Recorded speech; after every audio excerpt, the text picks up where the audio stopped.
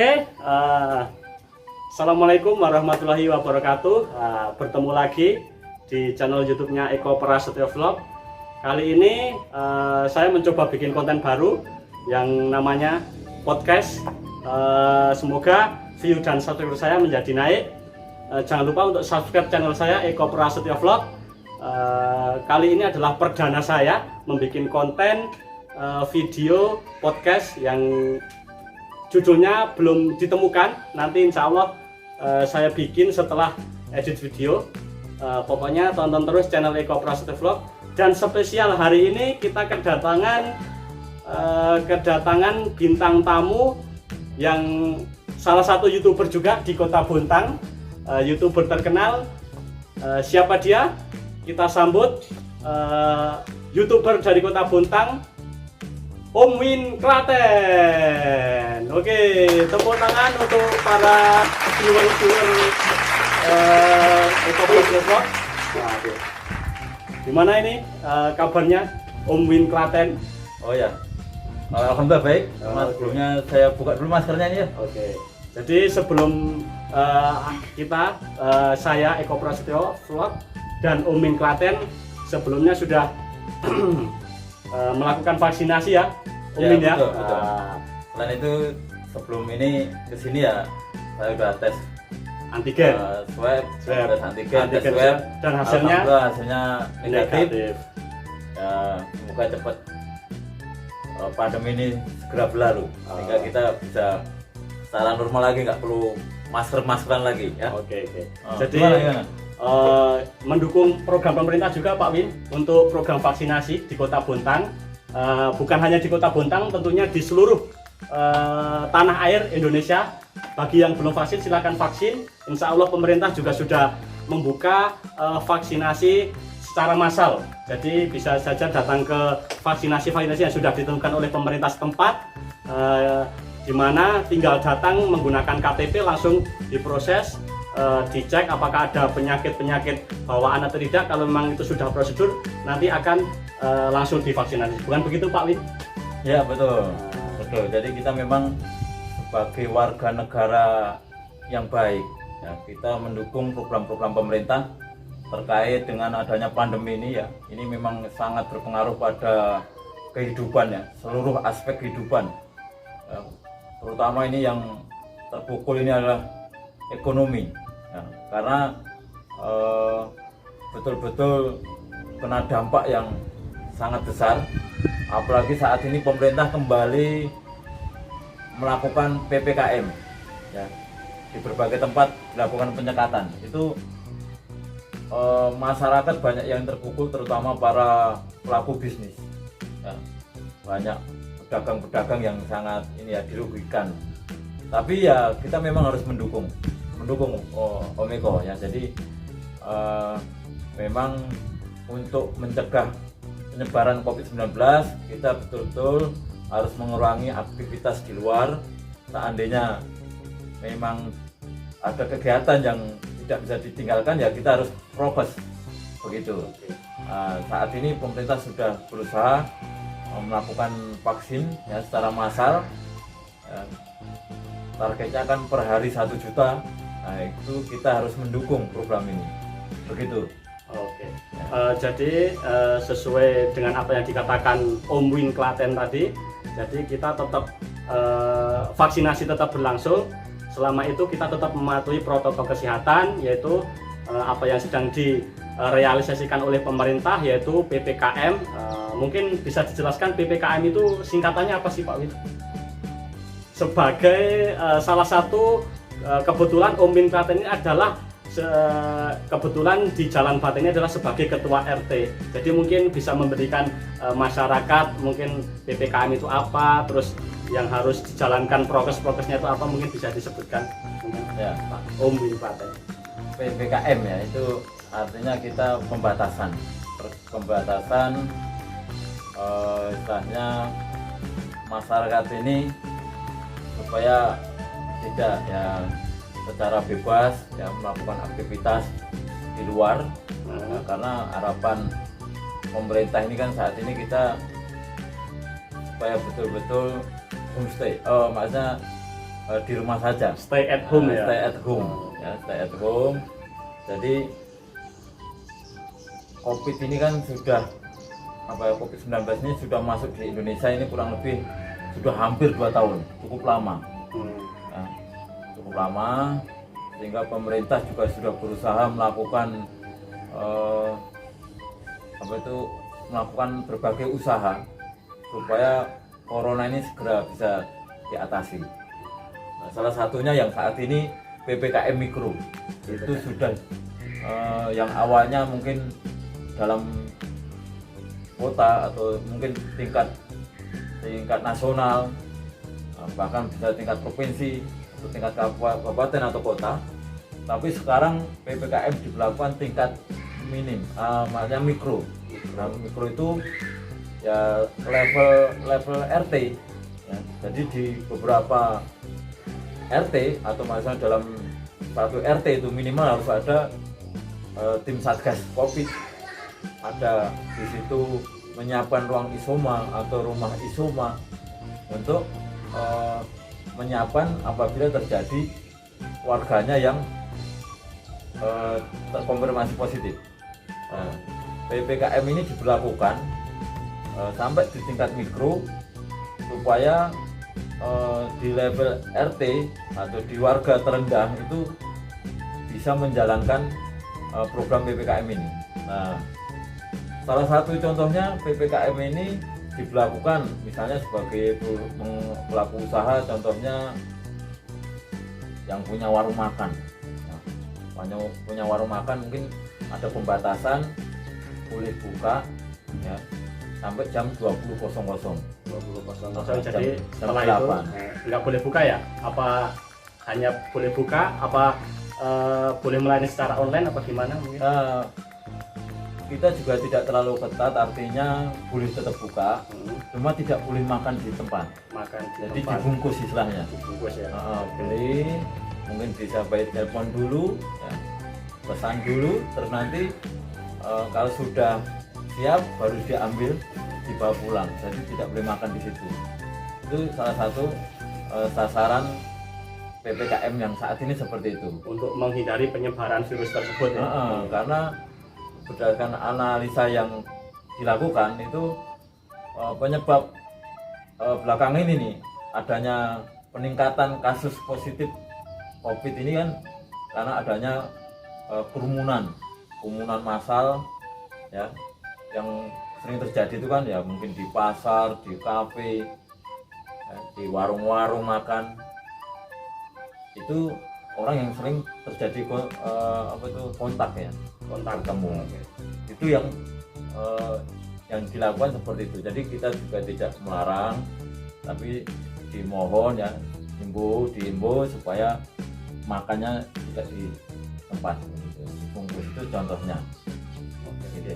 Nanti jadi gini Om Win, ini kan banyak asumsi masyarakat masukan bahwasanya masih banyak juga masyarakat yang tidak percaya misalkan COVID itu adalah permainan politik, bahkan ada juga masyarakat yang benar-benar mempercayai kalau COVID ini benar-benar ada. Ini gimana tanggapan Om Win ini setelah banyak asumsi masyarakat yang mungkin masih banyak ini adalah permainan politik atau mungkin ini adalah bisnis kesehatan, itu pendapat Om Win sendiri gimana? Kalau secara pribadi saya sih kok kurang akan dengan pendapat itu ya. Jadi kita bisa juga lihat secara langsung. Memang apa istilahnya semua itu ditentukan oleh Allah SWT. Tapi kita sebagai manusia ya juga mempercayai, karena memang namanya pandemi ya seperti ini itu nggak cuma sekarang, bahkan mungkin 100 tahun yang lalu, bahkan ribuan tahun yang lalu sudah terjadi. Ini hanya kesekian kalinya terjadi saat ini. Kita juga berdasarkan pengalaman dulu yang ada namanya penyakit cacar. Itu salah satu contohnya. Nah sekarang ini tentang corona. Kita juga lihat kejadian yang ada di sekitar kita terkait dengan COVID. kok kita sampai dibilang apa ini berkaitan dengan politik atau apalah ya, kalau Bisnis, bahasanya kesehatan. kita terlalu berat mungkin masalah bisnis, Nah, tapi kita juga bisa lihat sendiri ya di depan mata, artinya semuanya kan juga dilakukan analisa dan penelitian. Oh ini ada gejala ini, misalnya ini seperti demam atau flu ya, ini gejala tanda-tanda orang kena COVID, kena corona. Nah setelah dilakukan tes dengan hasil yang positif ya, terus dilakukan perawatan, pengobatan, ya alhamdulillah juga berhasil. Tapi kita lihat sendiri ya, kita lihat ekografis yang sudah dipublish oleh Kementerian Kesehatan. Kalau kita lihat setiap hari itu kan selalu diupdate, itu saat ini masih ratusan yang meninggal, yang positif juga sampai ribuan. Rasanya kalau itu dibuat-buat, kalau secara pribadi saya kurang setuju. Jadi Iya, Om Bin berarti berasumsi bahwasanya emang COVID ini benar-benar ada, bukan bisnis, juga bukan tidak politik pemerintah mungkin begitu ya. ya Jadi lebih asumsinya tetap COVID ini benar-benar ada, dan buat para seluruh masyarakat Indonesia tetap mematuhi protokol kesehatan. Mungkin begitu. ya betul, setuju itu. Cuma memang ya itu tadi, kita ikutin program pemerintah yang saat ini lagi di genjot ini terkait dengan vaksin. Beberapa negara itu kan sudah dilakukan, kalau sudah tercapai 70% atau 75% yang divaksin, itu bahkan sudah menganggap corona ini udah seperti virus biasa. Hanya makanya pemerintah juga mentargetkan semua warga Indonesia ini segera dapat vaksin, sehingga paling tidak tercapai 75%. Kita mungkin harapannya ya seperti negara-negara lain. Ada kan yang sudah berlaku di Singapura, di Australia, itu nggak pakai masker lagi. Bahkan beberapa hari yang lalu kita lihat sepak bola ini kebetulan lagi rame nih, Piala Eropa. Iya. Ya, itu di sana sudah stadion itu udah normal kembali. Banyak penonton nggak pakai masker. Nah, itu. Jadi ini kemarin begini Om Win. Jadi banyak asumsi teman saya bahwasanya COVID itu adanya cuma di Indonesia. Melihat mungkin gembar-gembarnya yang sekarang lagi heboh yaitu Piala Eropa. Jangan lupa saksikan Piala Eropa nanti malam. Wah, ya. Pertandingan antara Finalnya. Inggris dan Italia. Silahkan tulis kolom komentar Anda bahwasanya siapa yang menang. Silahkan diketik di komen aja. Jadi kita lihat pertandingan yang sudah berjalan sebelum-sebelumnya, bahwasanya 65.000 penonton di stadion itu sudah tidak memakai masker dan tidak jaga jarak. Itu sudah kemudian di Cina yang sudah pesta olahraga, ada maraton segala macam. Mungkin pembelajaran untuk Indonesia itu bagaimana supaya benar-benar Indonesia itu kembali normal kembali dan bisa beraktivitas, yang mungkin pesta sepak bola segala macam, bahkan para pedagang kaki lima segala macam itu sudah bisa beroperasi kembali atau berjualan kembali. Mungkin saran dan masukannya kepada Om Bin gimana biar kita bisa tetap beraktivitas normal kembali. Betul. Jadi memang kalau kita lihat di luar sana ya sudah biasa. Bahkan itu tadi yang disebutkan Om Eko, itu di Cina ya, Wuhan ini, kota Wuhan itu sumbernya awal mula adanya COVID ya. Itu di sana malah sudah biasa kehidupannya, nggak ada pakai masker lagi, sudah pesta olahraga tadi yang disampaikan tadi. Jadi memang kalau kita lihat ya, di sana memang tingkat kedisiplinan warganya, Masyarakatnya. waktu itu kalau saya lihat di Wuhan itu terjadinya lonjakan kasus itu, langsung kota Wuhan itu ditutup total, Lockdown ya istilahnya. lockdown lah istilahnya ya, lockdown. Terus ada dari pemerintah sana juga beberapa kota yang belum tertular kemasukan COVID, dia langsung dikerahkan tenaga kesehatan itu, diterangkan ke Wuhan itu supaya membantu mengatasi itu. Dan Ya kita lihat langsung, kita lihat sendiri itu sekarang kan sudah bebas di sana, orang udah normal kembali, tidak ada masker-maskeran. Nah, kalau kita sebagai warga ya memang agak berat ya, artinya dengan adanya program-program pemerintah ini memang agak berat, khususnya ya, apalagi yang saat ini PPKM diberlakukan lagi. Tapi harapan saya juga mungkin ya mohon maaf ini, terutama bagi pelaku-pelaku usaha yang sangat terdampak dengan adanya PPKM, terutama pedagang kaki lima, para pengusaha yang mungkin dia tidak mempunyai penghasilan tetap tiap bulan ya, atau itu pasti kena dampaknya.